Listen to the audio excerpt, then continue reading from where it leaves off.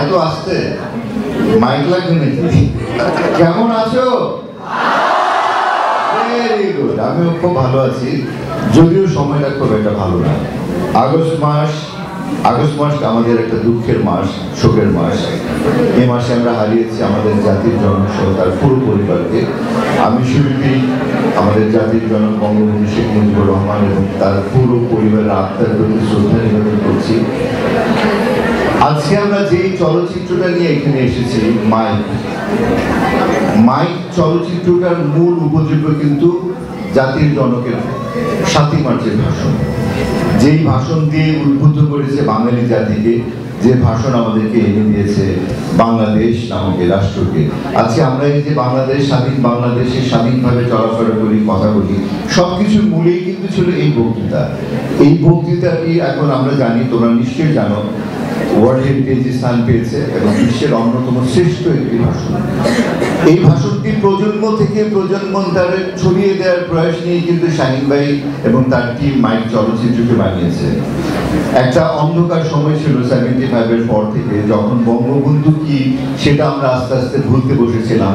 বঙ্গবন্ধু শুধু একটি ফ্রেমে আঁকা ফটো হিসেবেই ছিল, তার এই বক্তৃতা শোনা যেত না, কথা শোনা যেত না, কিছুই আমরা জানতাম না। 96-এর পর থেকে আবার পরিস্থিতি চেঞ্জ হলো। আমাদের মাননীয় প্রধানমন্ত্রী যখন দেশে ফিরে এলেন 82-তে, তখন থেকে আস্তে আস্তে এটা একটু চেঞ্জ হওয়া শুরু হলো। আমরা আবার আমাদের এই যে এই ইন্সপাইরেশন, আমাদের যে এই প্রাণের যে ভাষণ, যে কথাগুলি শুনে প্রত্যেকটা কথা হৃদয় দিয়ে অনুধাবন করা যায়। তো আমাদের এই যে বিশাল ব্যক্তির এই বক্তৃতাটি একটা উপজীব্য করে একটা সিনেমা বানানো যায়, এটা আসলে খুবই কঠিন একটা ব্যাপার। সে কঠিন কাজটি খুব সুন্দরভাবে করেছে, একটা শিশুতোষ চলচ্চিত্র বানিয়ে, যেখানে তোমাদের এক বন্ধু অভিনয় করেছে, সে বন্ধুর সাথে আরো কিছু নবীন বন্ধু আছে। আমরা আসলে এই সিনেমার অলংকার, এই সিনেমার নায়ক কিন্তু ওরা। আর একটু আগে যে তারেক ভাই জিজ্ঞেস করে কে বেশি হ্যান্ডসাম, এর মেইন কারণ উনি হচ্ছে এই সিনেমার নায়ক। তারেক ভাই এই সিনেমার মূল কেন্দ্রীয় চরিত্রে অভিনয় করেছে, আমি আর সুইটি অতিথি চরিত্র। আমাদেরকে সাজসজ্জার জন্য ফুল হিসেবে রাখা হয়েছে। বাট অসাধারণ একটা সিনেমা হয়েছে, অসাধারণ একটি কাজ হয়েছে। আমার ক্যারিয়ারে প্রায় 2 শতাধিক সিনেমাতে অভিনয় করেছি, বাট আনফর্চুনেটলি শিশুতোষ চলচ্চিত্রের সংখ্যা খুবই কম। বাংলাদেশি ইনফ্যাক্ট বাচ্চাদের জন্য, বিশেষ করে কিশোরদেরকে নিয়ে সিনেমার তৈরি করা হয় না। আমার ছোটবেলায় দেখা একটা অসাধারণ সিনেমা ছিল এমিলের গোয়েন্দা বাহিনী। তারপর দীপু নাম্বার 2 সহ কয়েকটি সিনেমা হয়েছে, বাট সেইভাবে হৃদয়ে দাগ কাটার মতো সিনেমা কিন্তু নেই, যে সিনেমা আজীবন মনে থাকবে। আমার কাছে মনে হয় তোমরা যদি একটু সময় সুযোগ করে এই মাইক সিনেমাটা হলে গিয়ে দেখো, তোমাদের হৃদয়ে এই কথাগুলি শোনার হরফে লেখা থাকবে। আমি এই ব্যাপারে বিশ্বাসী। আমি চাইবো যে তোমরা অবশ্যই হলে যাবে। আমাকে একটু আগে আমাদের প্রিন্সিপাল জহুরা মিস বলছিলেন যে আমরা সবাই প্ল্যান করে একসাথে যাবো। তো যেদিন আপনারা সবাই একসাথে প্ল্যান করে যাবেন, সেদিন আমরাও আপনাদের সঙ্গে যাবো। আপনারা আমাদেরকে জানাবেন। আমরা যারা ভালো সিনেমার জন্য যুদ্ধ করে যাচ্ছি, লড়ে যাচ্ছি, আমরা অনেক বেশি ইন্সপায়ার হব যদি আপনারা যান। আর বিশেষ করে বাংলাদেশের one of the best school, এই উদয়ন স্কুল, এই উদয়নের ছাত্রছাত্রীরা যদি যায়, আমাদের জন্য অনেক বড় একটা পাওয়া। তোমরা কিন্তু অনেক লাকি। আজকে তোমরা যারা এখানে পড়ার সুযোগ পেয়েছো, তোমরা ভেরি লাকি। বিকজ সত্যি সত্যি আমি মনে প্রাণে বিশ্বাস করি এটা তো বাংলাদেশের one of the best school.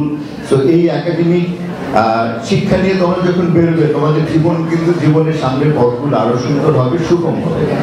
তো পড়ালেখার পাশাপাশি আমাদের একটু বিনোদন চর্চা করা উচিত।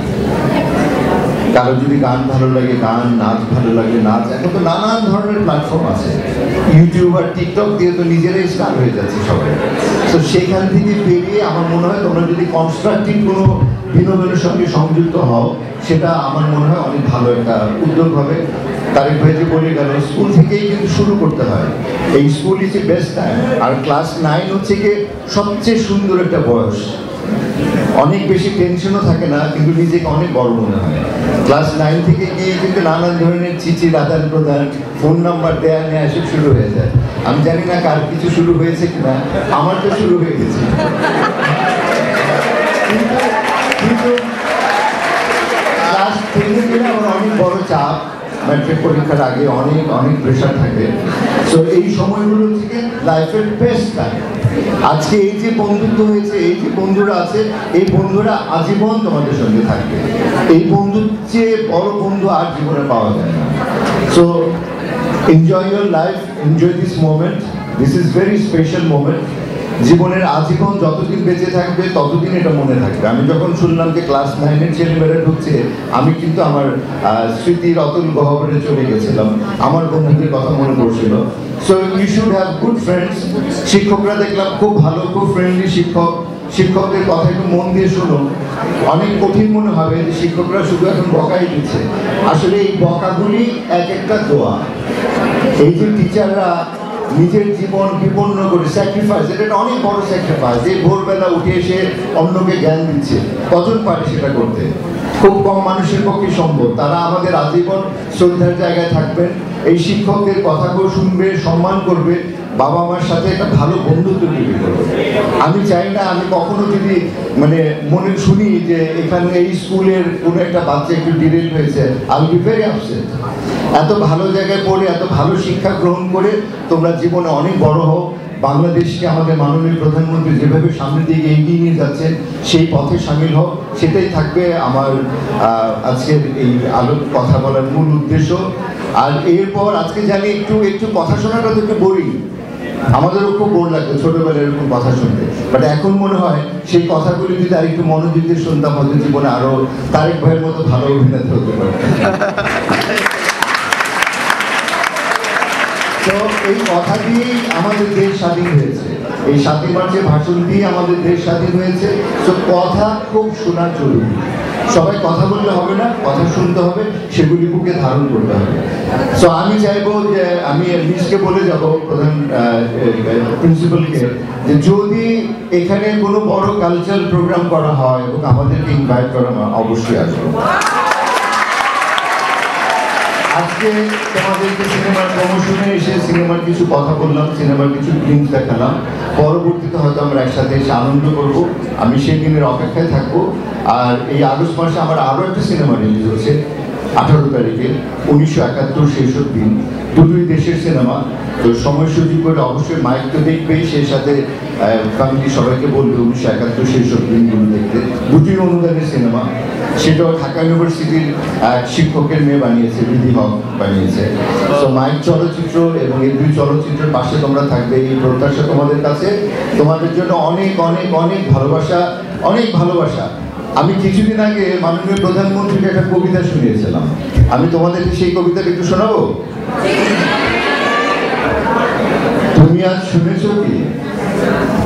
শুনেছো কি রাতের বাংলা খবর? কাল সকালে বৃষ্টি হবে, ভিজবে সারা শহর, ভিজবে সব দালান কোঠা, ভিজবে তোমার বাড়ি, দরজাটা তুমি খোলা রেখো, আমি আসতে পারি।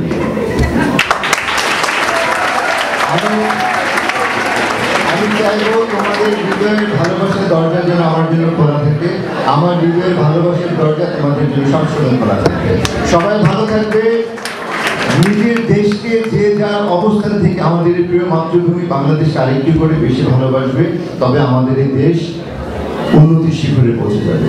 সবার জন্য শুভকামনা, শুভেচ্ছা। শিক্ষকদেরকে সালাম। জয় বাংলা, জয় বঙ্গবন্ধু।